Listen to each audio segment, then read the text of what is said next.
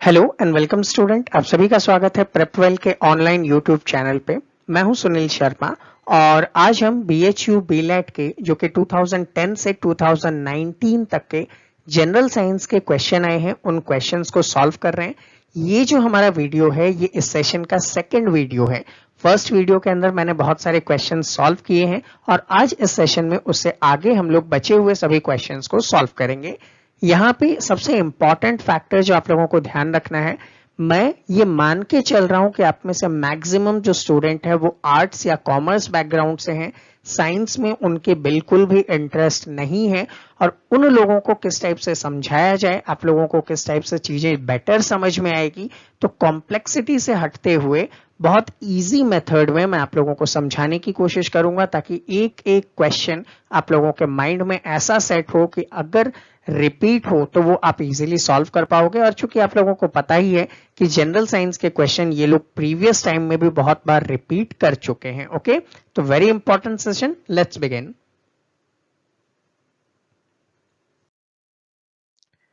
Question पे हम लोग आते हैं। यहाँ पे आपसे इंपॉर्टेंटली ये पूछा गया है कि ऑसिफिकेशन, ओके, ऑसिफिकेशन जो टेस्ट है वो इनमें से किसे डिटरमाइन करता है। तो सबसे पहले आप लोगों को ये जानना चाहिए कि ऑसिफिकेशन होता क्या है। ठीक है, तो देखिए बेसिकली आपको पता है ह्यूमन बॉडी बहुत सारे बोन्स से बनी हुई है और बेसिक स्ट्रक्चर की अगर मैं बात करूं तो जब आप छोटे थे तो आपकी जो बॉडी थी वहां पे बोन्स का जो स्ट्रक्चर था वो इस टाइप का छोटा सा था। धीरे धीरे आप लोगों ने देखा कि टाइम पीरियड के साथ साथ ये क्या होते गए, बड़े होते गए। तो दैट मीन्स आपको ये पता चल रहा है कि एक टाइम पीरियड के बाद यहाँ पे कैल्शियम कार्बोनेट की लेयर्स बनना स्टार्ट करती है। ओके, और इसी कैल्शियम कार्बोनेट की लेयर्स के कारण ही बोन्स क्या होते हैं, प्रोलॉन्ग्ड होते हैं और हाइट जो है वो आप लोगों की इंक्रीज हो जाती है। तो बेसिकली ऑसिफिकेशन एक प्रोसेस है, एक मेथड है जिससे ये पता लगाया जा सकता है कि बोन इंटेंसिटी के थ्रू कि इंसान की एज कितनी है। ओके, तो बेसिकली इस टेस्ट से हम लोग क्या डिटरमाइन करेंगे, एज को डिटरमाइन करेंगे। ओके, नेक्स्ट क्वेश्चन पे मूव ऑन करते हैं। पूछा गया है weight of the body is, किसी भी बॉडी का वेट जो है वो कहां पे मैक्सिमम होगा, कहां पे मिनिमम होगा। इससे रिलेटेड बहुत सारे आपको ऑप्शंस गिवन हैं। तो बेसिकली इसके बारे में समझते हैं कि आपका वेट क्यों होता है। ओके, तो बेसिकली आप लोग ये जानिए कि W is equals to mg का एक फॉर्मूला है। अब जनरली ये मानूंगा कि आप लोग नॉन साइंस बैकग्राउंड के हैं, इसे ऐसे समझिए कि ये आपका वेट है। ये वेट क्यों है, क्योंकि ये दो चीजों का मल्टीप्लिकेशन है। एक तो आपका मास, अब मास क्या है, आप एक ये आइडिया ले लीजिए कि सपोज एक मैच बॉक्स है मेरे पास, तो उसके अंदर जितना सैंड फिलअप है तो वो सैंड के जो पार्टिकल्स हैं वो आपकी बॉडी पार्टिकल्स हैं that are conveyed to your mass. और जब ये ग्रेविटी असलरेशन यानी कि अर्थ का जो अट्रैक्शन फोर्स है ग्रेविटी, उसके एक्सेलरेशन में आता है तो उन दोनों के मल्टीप्लिकेशन से जो अमाउंट निकल कर आता है दैट इज योर वेट। अब यहाँ पे आपका वेट कैसे चेंज होगा, आप लोगों ने ये देखा हो कि अर्थ पे अगर आपका वेट क्या है 60 किलोग्राम है, तो जैसे ही आप मून पे जाते हैं, ठीक है, अर्थ पे 60 किलोग्राम है, जैसे ही आप मून पे जाएंगे आपका वेट क्या हो जाएगा, 10 किलोग्राम हो जाएगा। अब इसका मतलब क्या है, क्यों हुआ ऐसा, क्योंकि आप लोगों को पता है कि मून पे जो ग्रेविटी एक्सेलरेशन है अर्थ के ग्रेविटी एक्सेलरेशन का 1/6 है। दैट मीन्स कि आपके बॉडी में जो मास है उसे कोई चेंज नहीं कर सकता, लेकिन आपका जो ग्रेविटी एक्सेलरेशन है जहां आप रह रहे हो वो आपके वेट को इंपैक्ट करता है। तो अब अर्थ पे कौन सी ऐसी जगह है जहां पे ये एक्सेलरेशन ज्यादा है, वहां पे आपका वेट क्या होगा, ज्यादा होगा। तो देखिए ये एक अर्थ है, एक डेमो वर्जन में समझ लीजिए, ये नॉर्दर्न पोल और ये साउदर्न पोल है। बेसिकली एक मैग्नेट में भी नॉर्दर्न पोल से मैग्नेटिक फ्लक्स निकलकर साउदर्न पोल की तरफ मूव ऑन करते हैं। ठीक है, ये आउटर एनवायरनमेंट में होता है जबकि इंटरनल एनवायरनमेंट में साउथ टू नॉर्थ मूव करते हैं। तो सबसे कम अट्रैक्शन फोर्स कहां पे होता है, इक्वेटर पे होता है, और सबसे ज्यादा कहां पे होता है, पोल्स पे होता है। तो पोल्स पे आपका वेट क्या होगा, मैक्सिमम होगा, और इक्वेटर पे क्या होगा, मिनिमम होगा। अब इनमें से जो ऑप्शन करेक्ट है वो आप लोग चूज करेंगे। देखो सेम एवरीवेयर हो ही नहीं सकता, मैक्सिमम एट द इक्वेटर, देखो इक्वेटर पे ग्रेविटी एक्सेलरेशन कम होता है ना, तो मैक्सिमम कैसे होगा आपका वेट, ये भी गलत है। मिनिमम एट द पोल, अभी अभी हमने बात की पोल्स पे ग्रेविटी एक्सेलरेशन ज्यादा होता है तो यहाँ पे वेट भी ज्यादा होना चाहिए, तो ये स्टेटमेंट गलत। मिनिमम एट द इक्वेटर ये बिल्कुल करेक्ट है, तो आप यहाँ पे ऑप्शन नंबर ए को चूज करोगे। ओके, क्वेश्चन में पूछा गया है कि प्रोटीन डिफिशियंसी से आपको कौन सी डिजीज हो सकती है, तो यहाँ पे चारों ही डिजीज के बारे में हम थोड़ा थोड़ा सा समझ लेंगे। फर्स्ट डिजीज आपको गिवन है क्वासी क्योर, ठीक है। ये जो क्वासी क्योर है ये एक टाइप का मैल न्यूट्रिएंट डिजीज है, ठीक है। अब बेसिकली अगर आपके बॉडी में आपके डाइट के अंदर अगर प्रोटीन कम हो जाए तो डिजीज हो जाता है, that is known as kwashiorkor. Next पे आते हैं। अब नेक्स्ट में क्या है, ज़ेरोप्थेल्मिया है। देखो ज़ेरोप्थेल्मिया, ऑप्थेल्मिया से आप समझ सकते हैं ये किससे रिलेटेड है, आई से रिलेटेड है, क्योंकि आप लोगों ने जब साइंस के बहुत सारे टर्म्स कभी पढ़ने की कोशिश की हो तो पता चला होगा वर्ड में ही उसका मीनिंग होता है।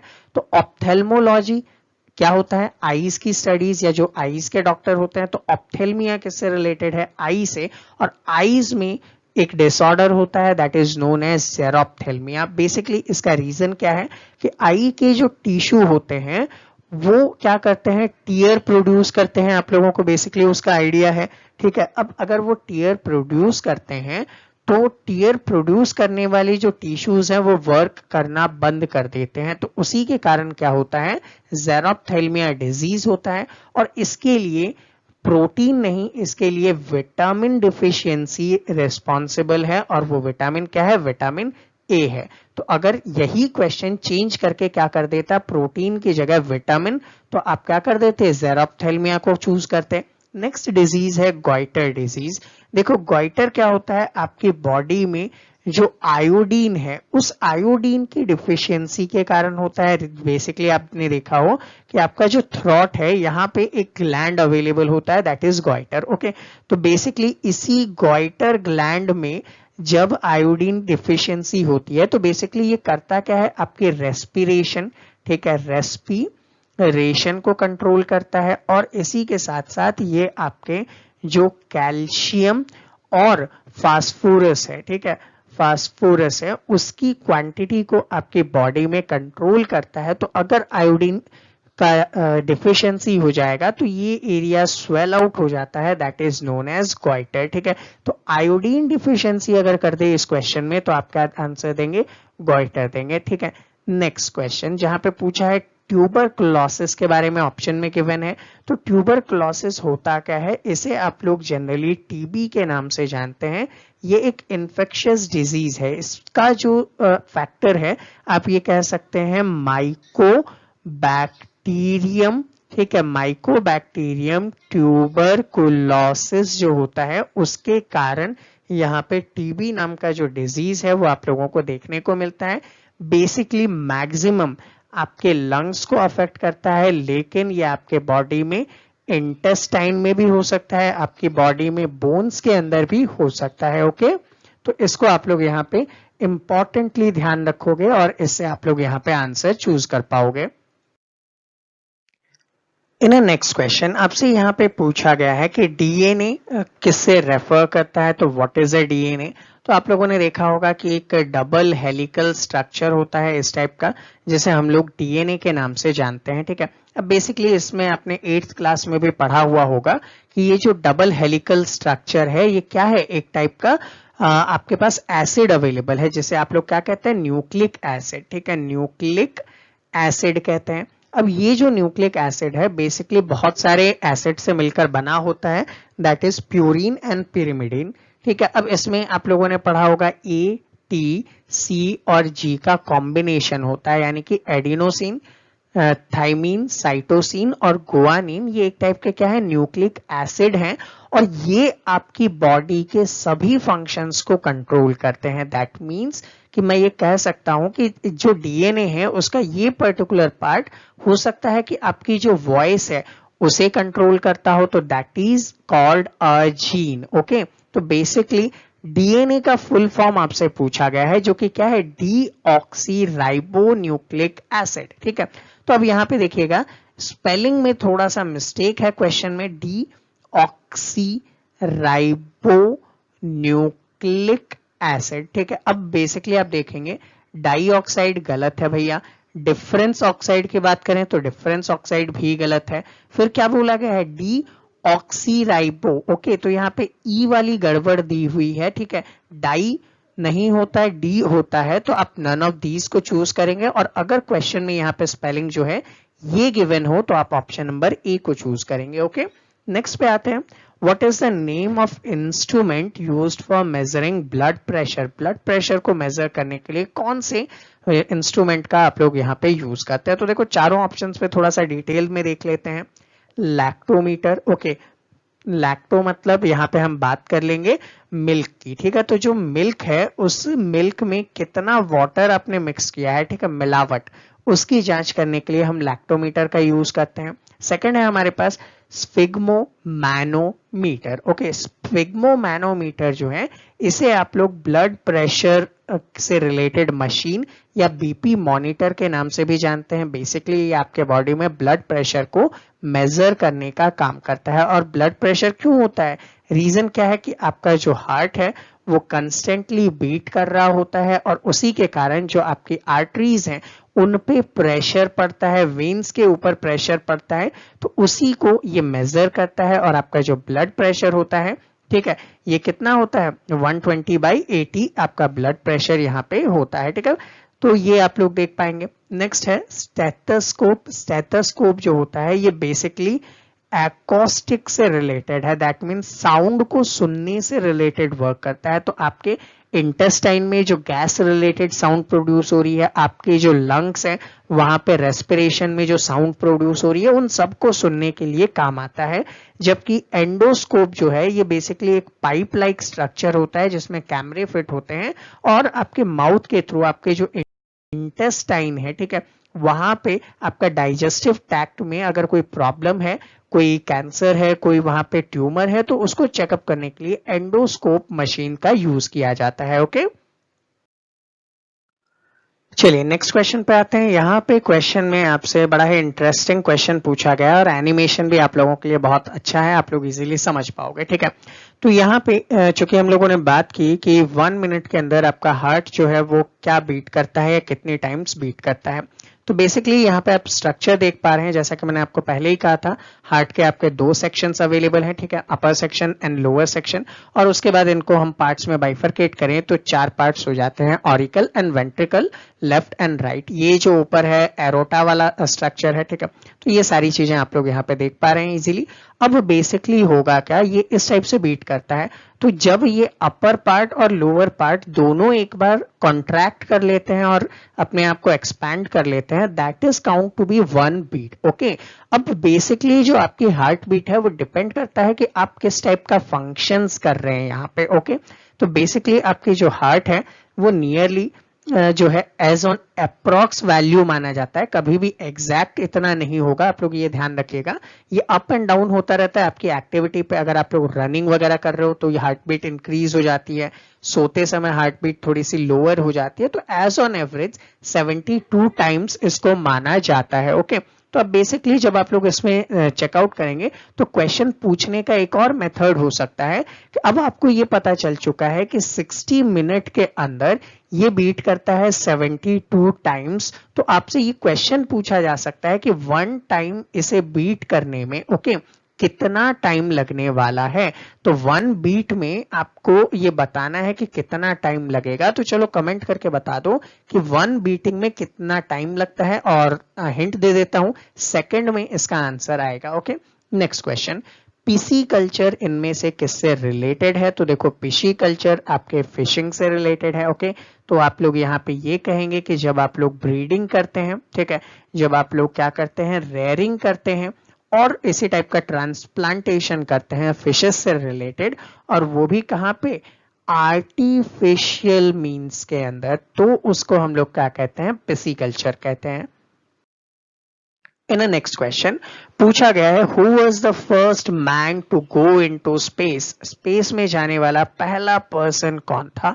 तो आपको वो डेट इंपॉर्टेंटली याद आनी चाहिए, 12th ऑफ अप्रैल 1961।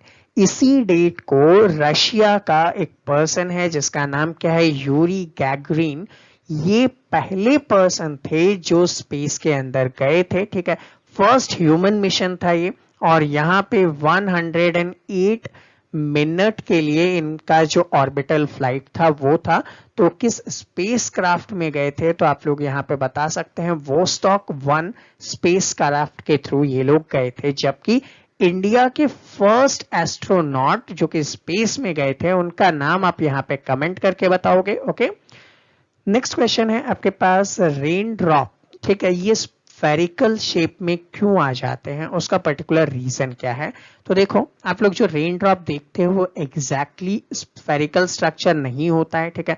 रफली क्या होता है, जब वो एटमॉस्फेयर में आता है तो वाटर के सरफेस टेंशन की वजह से जब इसमें फ्रिक्शन लगता है तो ये अपने शेप में आता है। तो बेसिक आंसर क्या करोगे आप, सरफेस टेंशन करने वाले हो। नेक्स्ट है साउंड कैन ट्रैवल थ्रू। अब साउंड वेव कहां कहां से ट्रैवल कर सकता है, तो देखो साउंड वेव जो है उसे ट्रैवल करने के लिए किसी न किसी मीडियम की जो है रिक्वायरमेंट होती है, ठीक है। मीडियम रिक्वायर्ड है साउंड वेव को ट्रैवल करने के लिए। तो ये मीडियम क्या क्या हो सकता है, कोई भी सॉलिड, कोई भी लिक्विड और कोई भी गैस के अंदर साउंड ट्रैवल करता है। जबकि अगर हम बात करें वैक्यूम की, तो वैक्यूम के अंदर जो है वो साउंड ट्रैवल नहीं करता, ये ध्यान रखिएगा। तो अब बेसिकली यहाँ पे ऑप्शंस में सॉलिड, लिक्विड एंड गैस, तीनों वाला ऑप्शन सबसे ज्यादा करेक्ट होगा।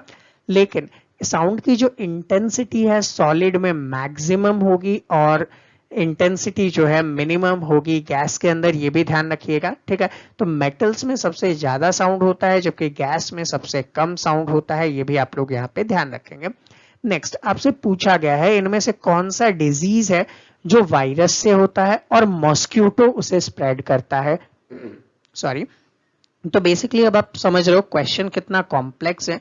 तो एक एक डिजीज के बारे में आपको पता होना चाहिए। तो सबसे फर्स्ट आपके पास है डिजीज दैट इज प्लेग, ठीक है। ये जो होता है यारसीनिया, ठीक है, यारसीनिया पेस्टिस नाम के एक बैक्टीरिया की वजह से होता है। तो पहले ही टर्म में आपने इसको एलिमिनेट कर लिया अगर आप लोगों को ये पता हो तो।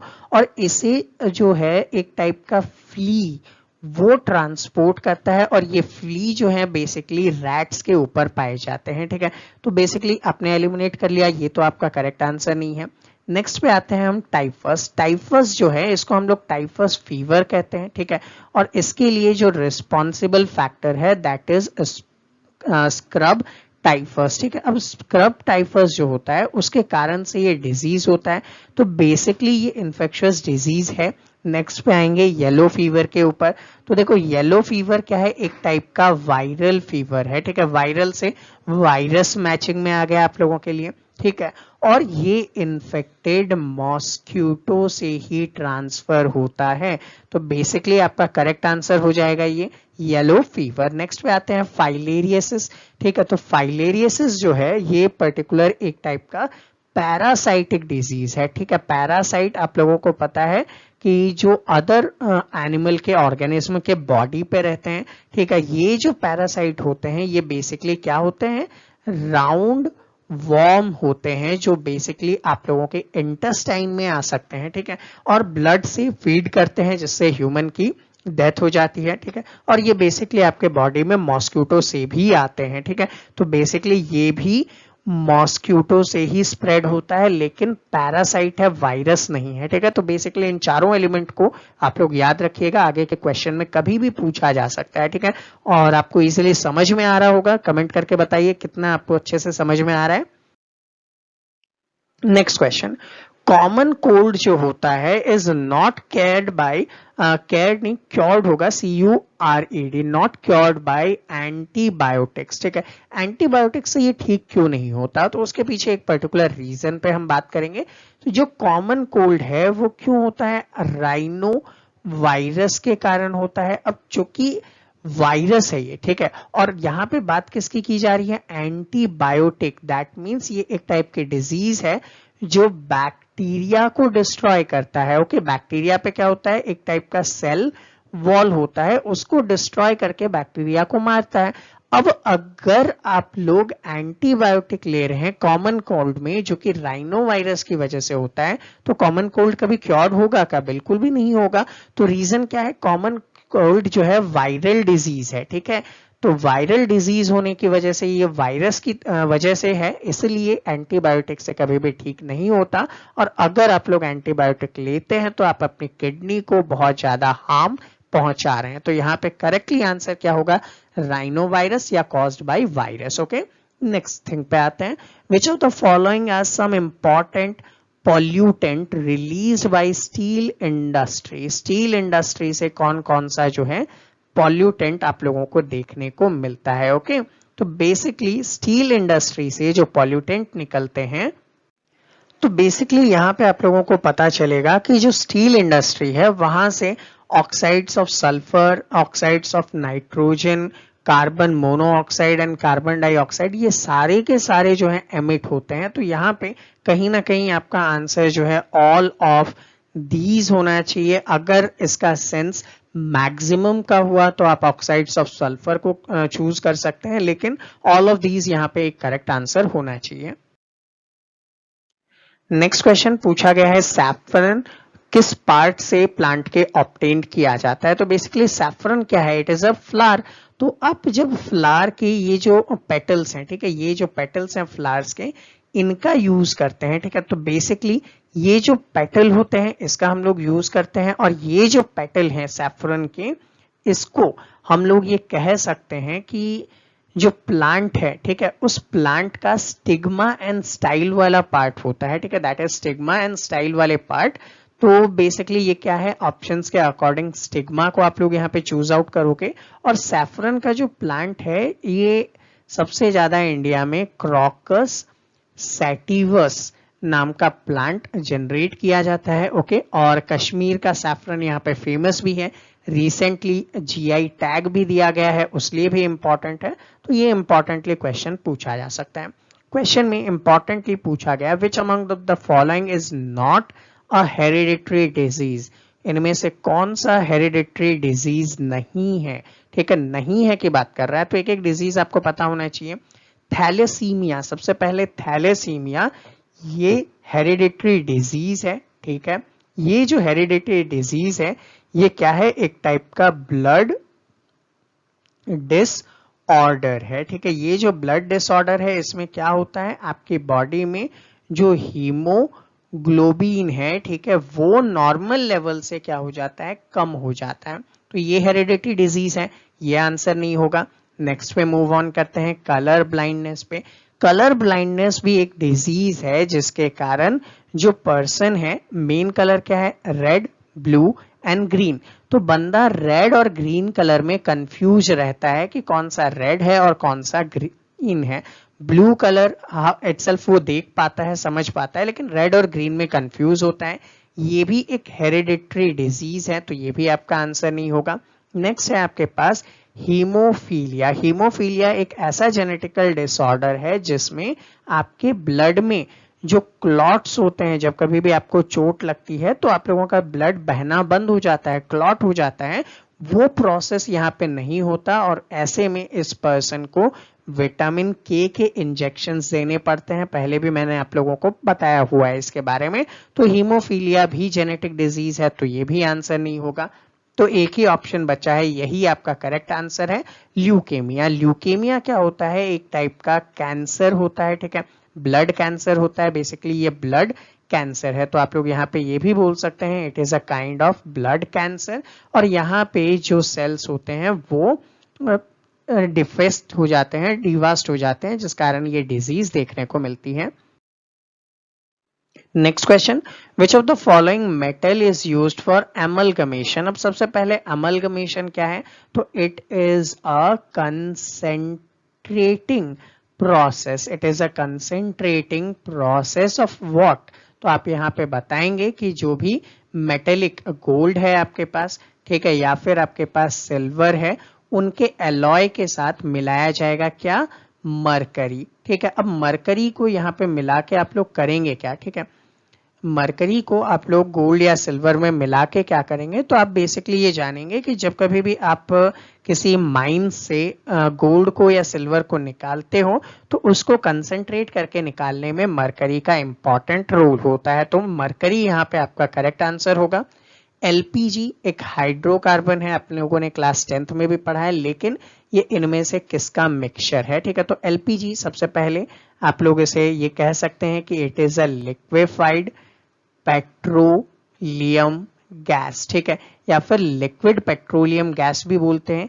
ये जो मिक्सर है दो चीजों का है, एक तो यहाँ पे पाया जाता है प्रोपेन, ठीक है, और दूसरा यहाँ पे पाया जाता है ब्यूटेन, ठीक है। प्रोपेन का फॉर्मूला क्या, C3H8, याद करो क्लास 10th में आप लोगों ने पढ़ा हुआ है, ठीक है। देन C4H10, तो यहाँ पे प्रोपेन एंड ब्यूटेन जो आपका ऑप्शन होगा वही आपका करेक्ट आंसर हो जाएगा, ठीक है। एक क्वेश्चन मैं आप लोगों के लिए यहाँ पे ड्रॉप कर रहा हूं, जब आप लोगों ने ये भी सुना होगा कि जो प्रोपेन है और ब्यूटेन है ये कलरलेस एंड ओडरलेस गैस है, लेकिन एलपीजी जब लीक करती है तो आपको स्मेल आती है। तो व्हाट इज द रीजन, हम लोग एलपीजी के अंदर कौन सी ऐसी गैस को मिलाते हैं जिसके कारण ये ओडर आता है, कमेंट करके बताओ। Deposition of which among the following in joint causes arthritis, तो अर्थराइटिस इनमें से किस केमिकल के जमा होने के कारण होता है, ठीक है। तो यहाँ पे बेसिकली अगर हम लोग बात करें तो जब आपकी बॉडी के अंदर क्या होता है, यूरिक एसिड जमा होना स्टार्ट होता है, ठीक है, तो आपको अर्थराइटिस होता है। अब अर्थराइटिस में बेसिकली होता क्या है, आपके जो फिंगर बोन्स वगैरह हैं वो थोड़े से टर्न आउट हो जाते हैं, ठीक है। तो फिंगर्स जो हैं आपके वो इस टाइप से टर्न हो जाएंगे, ये आपका थंब, ये आपका हैंड। तो आप ये समझ सकते हैं कि फिंगर्स जो हैं ये बेंट होने लग जाते हैं, उसका रीजन क्या है, यूरिक एसिड वहां पे जमा होना स्टार्ट हो जाता है, ओके। नेक्स्ट है, आपसे पूछा गया है कि राइस का कौन सा पार्ट है जिसे आप लोग खाते हैं, तो यहाँ पे कहीं ना कहीं ये कहा जा सकता है कि ब्रैन, और यहाँ पे आप कह सकते हैं कि जर्म, और एंडोस्पर्म वाला जो पार्ट है राइस का वो हम लोग खाते हैं। बेसिकली हर प्लांट का अलग अलग पार्ट होता है, आप लोगों ने कॉमनली ये पढ़ा होगा कि रूट होता है, स्टेम होता है, लीव्स होते हैं, फ्लावर्स होते हैं, तो ये सारे फ्लावर के ही पार्ट हैं जो फ्रूट में कन्वर्ट हो जाते हैं, ठीक है। तो यहाँ पे एंडोस्पर्म वाले पार्ट को हम लोग खाते हैं, तो that is the answer. Question, in many countries with cold climate, ठीक है, वहां पे म्युनिसिपैलिटीज क्या करती है, सॉल्ट को स्प्रे करती है आइसी रोड पे। इससे क्या होता है, तो देखो बेसिकली जब कभी भी आप लोग इस आइस के ऊपर सॉल्ट को स्प्रिंकलर करोगे, ठीक है, सॉल्ट को यहाँ पे डालोगे, तो सॉल्ट के डालने से क्या होगा, ये सबसे पहले क्या करेगा, जो लिक्विड फॉर्म है इसका उसे डिसॉल्व करेगा। तो दैट मीन्स सॉल्ट को यहाँ पे हेल्प करेगा वाटर को मेल्ट करने में, ठीक है। और मेल्ट कैसे करेगा, क्योंकि इससे जो फ्रीजिंग पॉइंट होता है, जिसमें क्या होता है, फ्रीजिंग पॉइंट जिसमें कोई भी जो लिक्विड है वो फ्रीज कर जाता है, उसे ब्लो कर देता है, बिलो कर देता है, जिसके कारण क्या हो जाएगा कि ये मेल्ट होना स्टार्ट हो जाएंगे, और मेल्ट होने से इजीली क्या हो जाएगा, वहां से जो आइस है वो हट जाएगा और रोड्स क्लियर हो जाएंगे। तो यहाँ पे क्या करता है, लो करता है ये फ्रीजिंग पॉइंट को। तो देखिए salt lower the freezing point of the water, आपका करेक्ट आंसर होगा।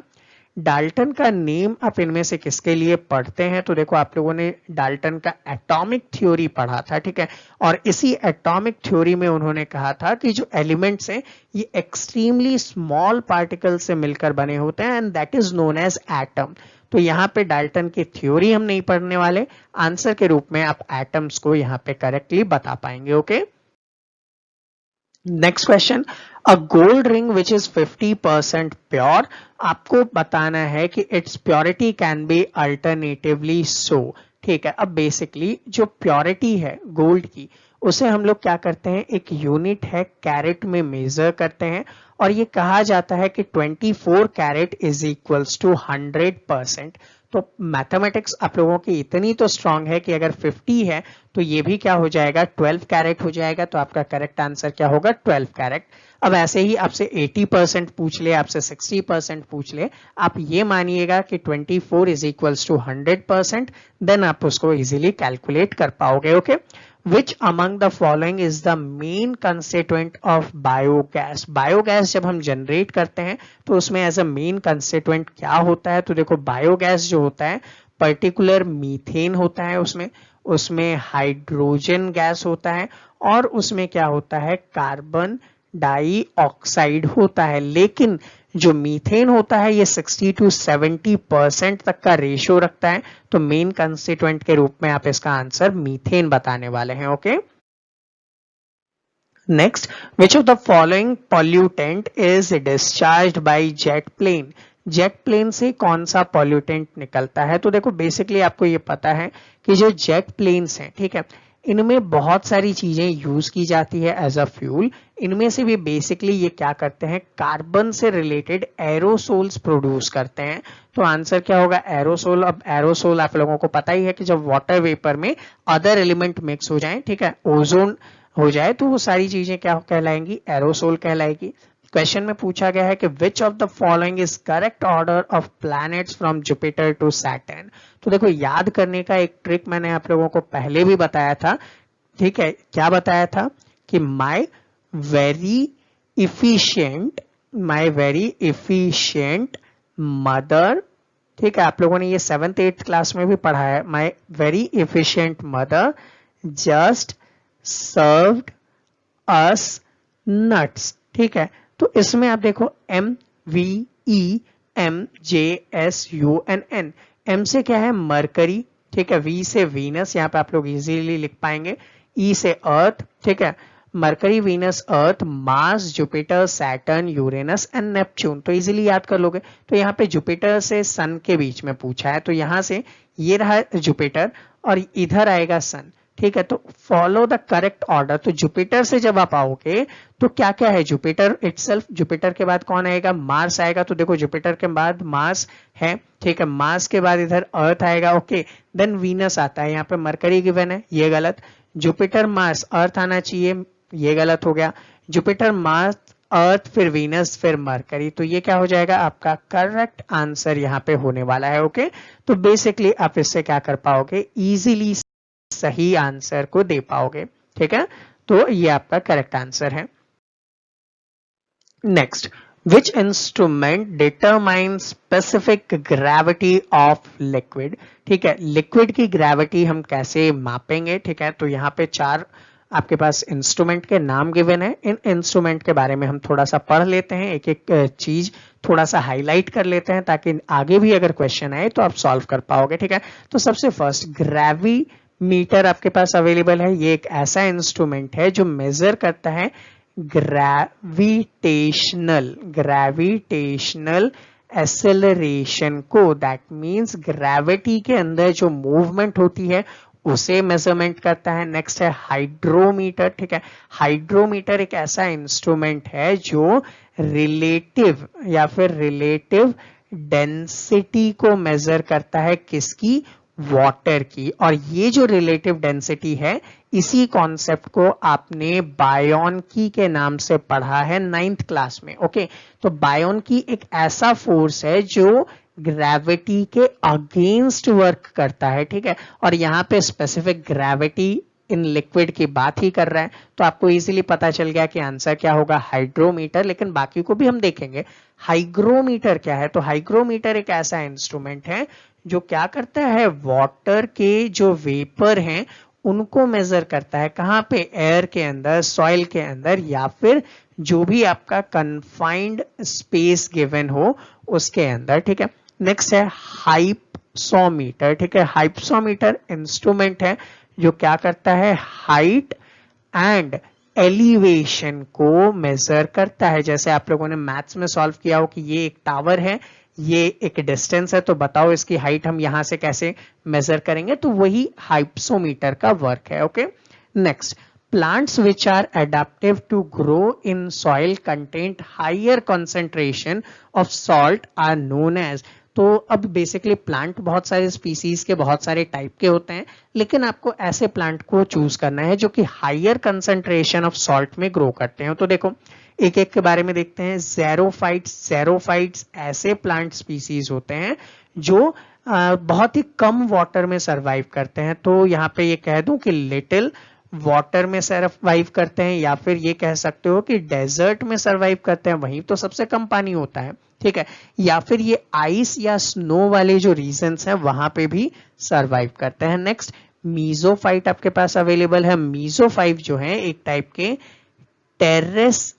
टेरेस्ट्रियल प्लांट होते हैं, ठीक है, टेरेस्ट्रियल प्लांट जो एडाप्टिव नहीं होते हैं, ठीक है, ड्राई एनवायरनमेंट के एडाप्टिव नहीं होते हैं या किसी भी एनवायरनमेंट के एडाप्टिव नहीं होते हैं। नेक्स्ट है हेलोफाइट। हेलोफाइट के बारे में पता चलेगा आपको कि ये सॉल्ट टॉलरेंट प्लांट होते हैं, ठीक है, तो सॉल्ट टॉलरेंट प्लांट होने की वजह से ये कहाँ पे डेवलप्ड होते हैं, मैनग्रूव के अंदर भी डेवलप्ड होते हैं, मार्श लैंड्स के अंदर भी डेवलप्ड होते हैं, ठीक है, तो ये बेसिकली आपका करेक्ट आंसर है। थैलोफाइट के बारे में पढ़ लेते हैं, आप लोगों ने 9th में पढ़ा होगा, ब्रायोफाइटा, थैलोफाइटा, टेरिडोफाइटा प्लांट की स्पीसीज हैं, तो थैलोफाइटा जो होते हैं ये बेसिकली वाटर के अंदर होते हैं, ठीक है, और एक सैक लाइक स्ट्रक्चर रखते हैं, तो ये आपका करेक्ट आंसर नहीं है। आंसर क्या है, हेलोफाइट आपका करेक्ट आंसर है। Okay, next, what term is used to describe the cultivation of plant without soil? बिना सॉइल के प्लांट का कल्टीवेशन क्या कहलाता है? तो चार ऑप्शन से एक एक को पढ़ते हैं। देखो, एरोफोनिक्स गिवन है। एरोफोनिक्स जहां पे आप ग्रोथ करोगे, कहां पे, इन एयर, ठीक है, इन एयर आप लोग ग्रो करने वाले हैं without the use of soil, ठीक है, विदाउट यूज ऑफ सॉइल, तो आप बिना सॉइल के एयर में ग्रो करोगे तो एरोफोनिक आपका करेक्ट आंसर हो जाएगा। नेक्स्ट है एक्वाफोनिक्स। एक्वाफोनिक्स एक ऐसा सिस्टम है जहां पे आप लोग क्या करोगे, एक ऐसा एग्रीकल्चरल एनवायरनमेंट दोगे जो कि सिम्बायोटिक होगा हाइड्रोफोनिक का, दैट मीन्स वहां पे थोड़ा सा वाटर भी होगा और एग्रीकल्चर क्वालिटी भी होगी। तो यहाँ पे ये कहा जा सकता है कि लेस वाटर में आप लोग इसको डेवलप करोगे। हाइड्रोफोनिक्स क्या होता है, पूरा का पूरा वाटर में डेवलप करना, ठीक है, जबकि नेक्स्ट अगर आप देखेंगे फॉग फोनिक्स, तो फॉग फोनिक्स भी जो होता है ये एक टाइप का न्यूट्रिएंट ऑक्सीजन टाइप सप्लाई में डेवलप करना होता है। तो बेसिकली आप एरोफोनिक्स को यहाँ पे करेक्टली आंसर कर सकते हो क्योंकि मिस्ट एनवायरनमेंट में विदाउट यूज ऑफ सॉइल ये डेवलप किया जाता है। नेक्स्ट आपसे पूछा गया है व्हाट डज विटामिन के डिफिशियंसी लीड टू? तो देखो, पार्ट 1 के अंदर भी मैंने आप लोगों से डिस्कस किया था कि विटामिन के जो है वो आपके बॉडी के अंदर क्या करता है, ब्लड के क्लॉट करने से रिलेटेड वर्क करता है, ठीक है, तो ब्लड की क्लॉटिंग के लिए इंपॉर्टेंट है। अगर ये नहीं होगा तो ब्लीडिंग रुकेगा नहीं, ठीक है, तो यहाँ पे ये ब्लीडिंग रिलेटेड है, तो आप आंसर क्या देंगे, प्रॉब्लम इन ब्लड कोगुलेशन, ठीक है, तो ये आपका करेक्ट आंसर हो जाएगा। नेक्स्ट है the deficiency of which of the following group of nutrient affect the skin? Skin को कौन से न्यूट्रिएंट अफेक्ट करते हैं? तो देखो एक एक ऑप्शन में पढ़ते हैं। सबसे पहले आयरन, तो आयरन तो ब्लड को डेवलप करता है। नेक्स्ट यहाँ पे पूछा गया है आयोडीन, ठीक है, आयोडीन कैल्शियम और फास्फोरस को रेगुलेट करता है, तो ये तो आंसर नहीं होगा। रेबोफ्लेविन, इसको हम लोग क्या कहते हैं, विटामिन B2 के नाम से जानते हैं, ठीक है, डाइटरी सप्लीमेंट है और ये बॉडी में सेल्यूलर रेस्पिरेशन, ठीक है, सेल्यूलर रेस्पिरेशन के लिए वर्क करता है। तो बेसिकली आपके जो सेल्स हैं बॉडी के, मसल्स वगैरह या फिर आपके फेस, वहां पे वर्क करता है, तो ये करेक्ट आंसर हो सकता है। नियासिन के ऊपर वर्क करेंगे, तो नियासिन जो है आपका ये बेसिकली क्या है, विटामिन B3 है, ठीक है, इसको निकोटेनिक एसिड भी बोलते हैं, ह्यूमन के लिए एसेंशियल होता है। पायरिडॉक्सिन है, पायरिडॉक्सिन क्या है, विटामिन B6 है, बेसिकली ये एनीमिया को ट्रीट करता है, तो आपके बॉडी में ब्लड इनरिचमेंट करेगा ये। पेंटोथेनिक एसिड है, विटामिन B5 होता है ये बेसिकली, और ये भी आपके बॉडी स्किन वगैरह से रिलेटेड होता है। तो यहाँ पे करेक्ट ऑर्डर जो होगा ऑप्शन नंबर 2 को आप चूज कर सकते हैं। मसल प्रेजेंट होते हैं आपके लिम्स में, ये मूव करते हैं whenever we want, that means voluntary और इनवॉलेंट्री, दो टाइप के मसल्स आपको पता होंगे आपकी बॉडी में होते हैं।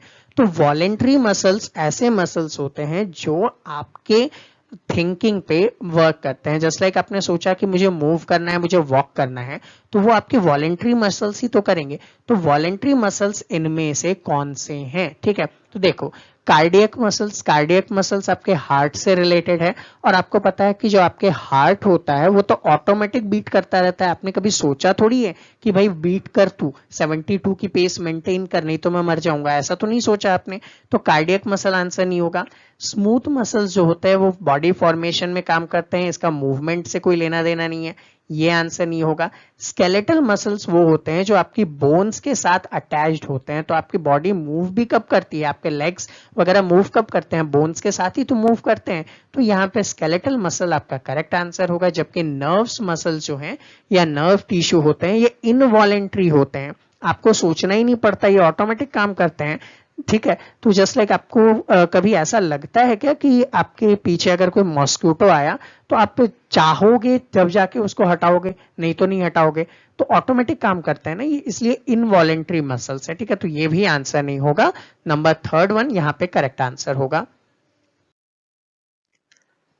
तो स्टूडेंट ये था हमारा पार्ट सेकंड। पार्ट वन और पार्ट टू के अंदर मैंने आप लोगों को जो जनरल साइंस के इंपॉर्टेंट क्वेश्चन आए थे वो इजीली कवर करवाए हैं, ये सोचते हुए कि आप सभी आर्ट्स बैकग्राउंड के स्टूडेंट हैं, आप लोगों को दिक्कत आएगी, तो एक्सप्लेनेशन आप लोगों के ही अकॉर्डिंग मैंने यहाँ पे प्रिपेयर किए थे। आई होप आप लोगों को इजीली समझ में आ गया होगा। फिर भी अगर कोई डाउट या क्वेरीज है तो आप कमेंट सेक्शन में कमेंट कर सकते हैं, आपको टाइमली उसका रिस्पॉन्स मिल जाएगा।